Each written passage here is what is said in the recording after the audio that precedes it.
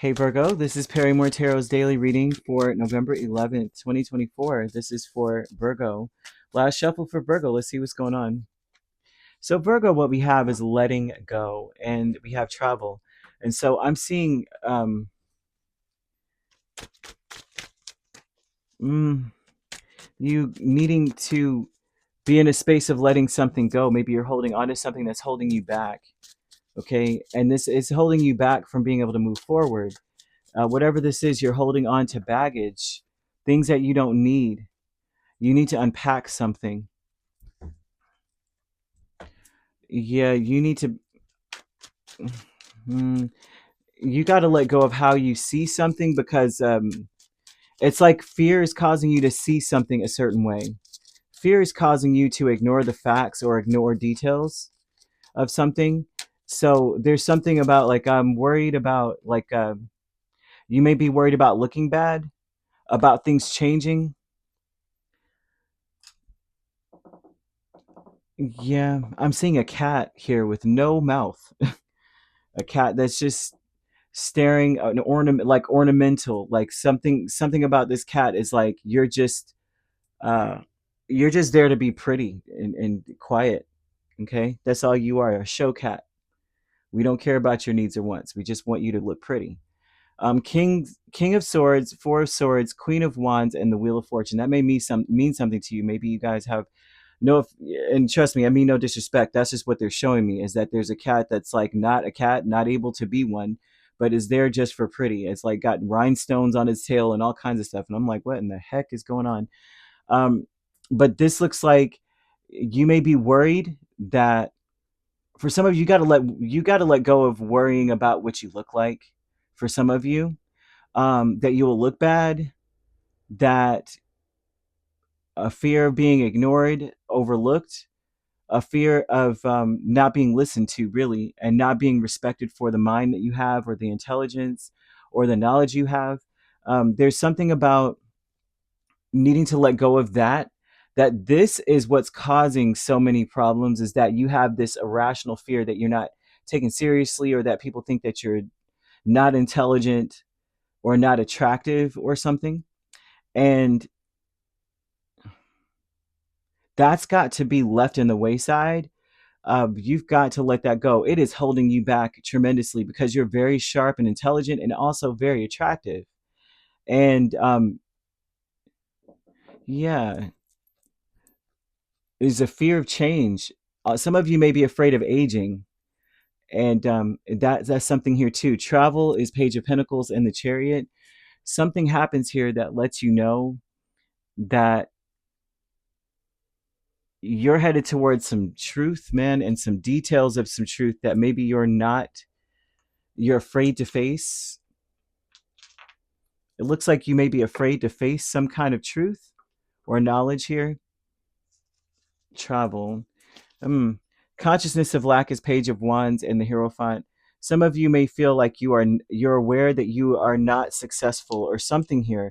Like maybe you don't feel successful, you don't feel free, you may feel like I forget who it was. It wasn't a Virgo that said this, but it was a Sagittarius. They used to make jokes and be like, "Don't worry your pretty little head about anything." And this person, whenever he said it, he meant you're all looks and no brains, you know. And for some reason, I feel that someone is saying here, this it's like a conscious, like a thought process of like you're just blowing in the wind. That perhaps thinking about how you don't have it all together, thinking about you lack the ability to change anything or for things to get better.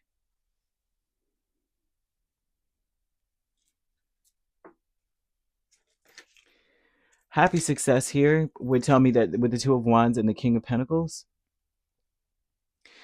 you've got to think about how moving on you'll be so much more successful. You've got to let go of something in order to be able to be successful. That's something Spirit wants you to understand. You've got to let go of your fears. You've got to, whatever it is that you're worried about, you're afraid of, when you look in the mirror, you got to say, forget it. Oh, well. I think Cat Williams is a Virgo, and he made a great point one time, although it's, you know, truth is always wrapped up in like humor.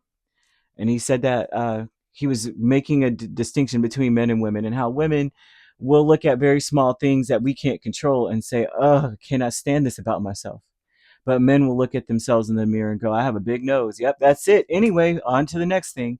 And this is sort of where spirit wants you to go. Look at yourself and go, "Well, that's what I, okay, well, that's fine. Whatever. Okay. All right. You know, maybe I have that blemish right there. That doesn't mean anything. Nobody's paying attention to that. That gives me character. You know what I mean? That I wouldn't give that experience up for anything. That day when this happened, that's what it was. Anyway, you know. But they're wanting you to realize that moving on will be the key to your success. Being able to move on, being feeling free enough to move on, investing time in to things that will develop you, because they're showing investments paying off for you. And investment doesn't always have to mean, okay, take all your money and put it into the stock, but putting your time into something that they're saying you're so freaking intelligent, man. So it's like putting your time into something that you are interested in, first of all, and you thrive in, and that you can do on a regular basis. Like if you could take 30 minutes out of your day to read something or do something, this will pay off for you in a big way. It's instead of wasting any amount of time being afraid or worrying about what you're looking like or what's going on, and not looking like just physically, but like how are you are being viewed. And it's not, if that's here, that means that there's some stuff going on where of course you would feel this way. Maybe you're being gossiped about. Maybe you're being ignored or rejected in some area, or 1 minute they're interested, the next minute they're not. That does, that's spirits like, let that mess go. You don't need it. You don't deserve it. You're a very attractive person. You're very smart. You're very hardworking.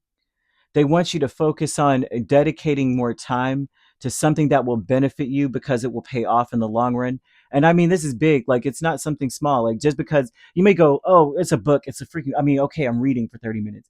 Who knows? After this year is over, you may become a best-selling author, just from just dedicating your time to something, whatever it is. And I'm just throwing that out there. It's not necessarily being an author. Some of you may want to be a writer, but there's something about dedicating a few minutes a day to something that interests you, that you're really good at, that increases your brain connectivity or whatever the heck, right?